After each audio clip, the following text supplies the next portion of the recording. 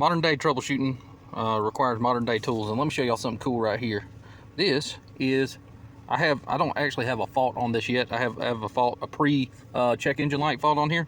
It says that it has something to do with ignition, misfire every now and then. Just look at this graph though right here. It'll show you where your misfire is when you put a load on it. You can see cylinder 4 and sometimes 7, or a little bit, but mainly cylinder 4.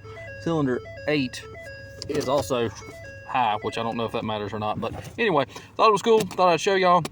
This is the Harbor Freight T8. Troubleshooting a F250. So anyway, pretty cool tool. Thanks for watching.